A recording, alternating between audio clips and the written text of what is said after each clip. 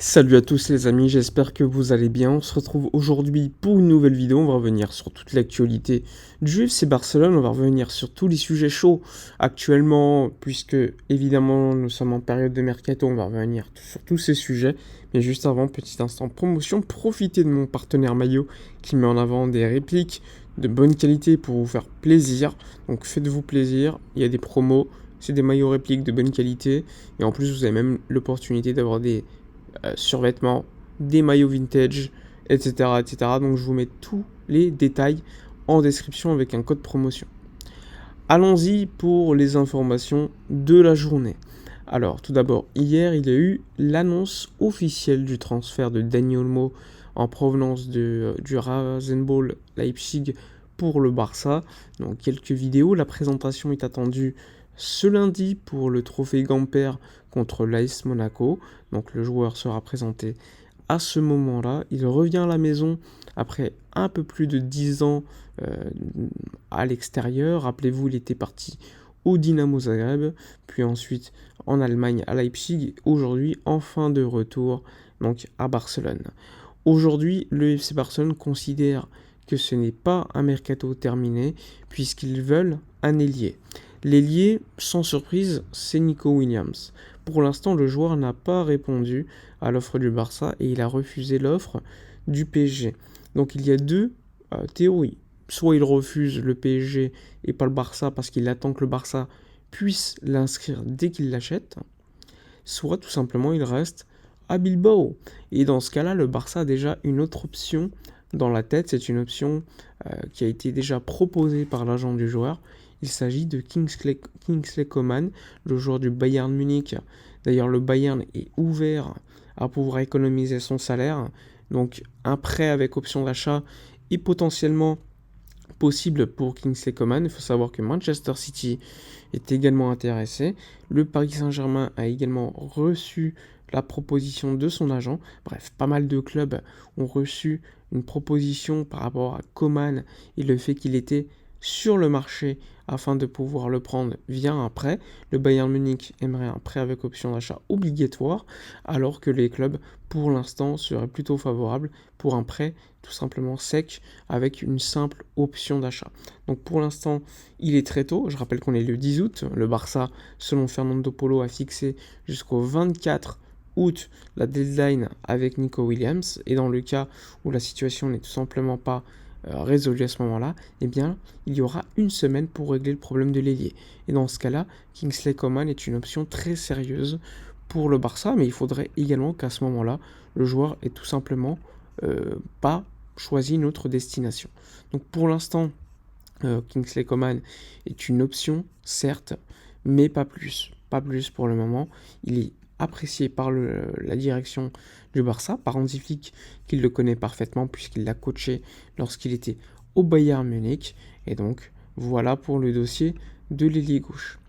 Il y a également le dossier Victor Roque. Victor Roque qui, lors d'une réunion entre Deco, son père et André Curie, eh bien, tout simplement, le club veut qu'il parte, que ce soit par un prêt ou par un transfert.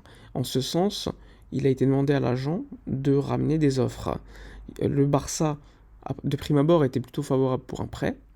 Aujourd'hui, l'agent considère qu'un prêt, c'est nul, il faut plutôt le transférer parce que un prêt, il va aller dans un club où forcément il n'y aura pas 100% confiance en lui, puisqu'il s'agit d'un prêt qu'il va retourner à Barcelone ensuite. Alors qu'un transfert, ça veut dire que c'est le club qui mise vraiment sur lui. Donc, pour l'instant, c'est la situation actuelle. Lors des prochains jours, forcément, il y aura des offres qui seront amenées de l'agent à Barcelone, et on verra ensuite quelle décision sera prise concernant le joueur brésilien qui est, à mon avis, le symbole d'une mauvaise gestion, parce que tu mises pas autant d'argent, 30 millions d'euros, je le rappelle, pour un jeune joueur, pour lui laisser même pas 6 mois pour s'intégrer et pour lui dire bon, finalement il faut partir.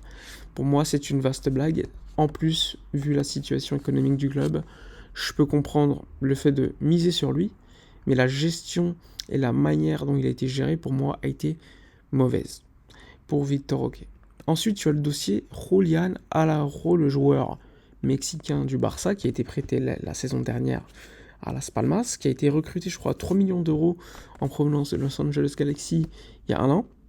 eh bien, il y aurait des négociations très avancées avec Bournemouth, le club anglais, coaché par Iraola, pour un prix environ de 10 millions d'euros. Personnellement, je considère que c'est un bon prix, puisque c'est un joueur qui, à mon avis, n'a pas sa place à Barcelone, qui a sa place en Liga, dans un bon club, mais pas plus. Pour moi, il n'est pas prêt, et vu la situation économique du club, vu le poste qui est déjà rempli à ce poste de latéral droit, faire partir Julian Araujo pour 10 millions d'euros, pour moi, ce ne serait pas le scandale du siècle, ce serait une bonne opération économique. Donc on verra comment ça va se terminer, mais en tout cas, la situation est aujourd'hui celle-ci. Il y a également le dossier Clément Lenglet, qu'on va évoquer. Lenglet, le joueur du Barça, prêté l'année dernière à Aston Villa, puis il y a 2 ans à Tottenham, eh bien, comme vous le savez, contrat jusqu'en 2026, salaire de 12 millions d'euros bruts annuels, plus évidemment l'amortissement, ça coûte 19 millions d'euros dans les comptes chaque année. Le Barça veut baisser ses dépenses de coûts, et bien nécessairement ça passe par un départ de Clément Lenglet, qui a participé certes à la pré-saison, mais le club ne le veut pas dans l'équipe. En ce sens, il y a des négociations avec divers clubs, l'Atlético en tête. Le joueur veut partir à l'Atlético. L'Atlético est chaud pour le prendre, mais il n'est pas l'option numéro 1. Il y a déjà des négociations avec le Barça. Avec le joueur, il y a déjà un accord. Mais pour l'instant, il faut voir si l'Atlético va à la fin de ses négociations avec le Barça, sachant que le Barça veut plutôt un prêt avec option d'achat. Le joueur, lui, a déjà un accord avec l'Atlético de Madrid qui offrait au Barça il y a quelques jours un prêt avec prise en charge du salaire à la moitié. Le Barça a refusé et depuis des nouvelles négociations ont repris, sachant qu'il y a également d'autres dossiers comme Anco, Laporte, Hincapié qui intéressent également l'Atlético, mais on va dire que la proposition bas coût, c'est l'anglais, et l'anglais reste une option très importante, très haute parmi les possibilités du club colchonero. Voilà pour les potentiels départs aujourd'hui. Évidemment, ça va bouger assez rapidement. Également la victoire hier de l'Espagne avec la médaille d'or et un grand Fermín López de nouveau. Un grand également Cubarsí qui a été très bon lors de cette finale.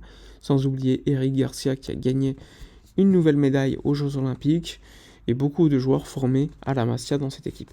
Il y a également Michael Faye qui intéresse beaucoup, notamment en France. Selon Fabrizio Romano, une offre de Rennes de 10 millions d'euros plus 25% à la revente a été faite. Beaucoup de clubs le veulent. Le club veut garder un contrôle du club avec une option de rachat. Donc on verra lors des prochains jours, mais ça sent le départ pour le joueur sénégalais qui veut absolument jouer. Et le Barça ne peut pas lui garantir du temps de jeu aujourd'hui. Voilà pour toutes les informations. N'hésitez pas à donner votre avis dans les commentaires comme d'hab. Likez, commentez, partagez. Moi je vous dis à la prochaine et d'ici là, comme d'habitude, portez-vous bien.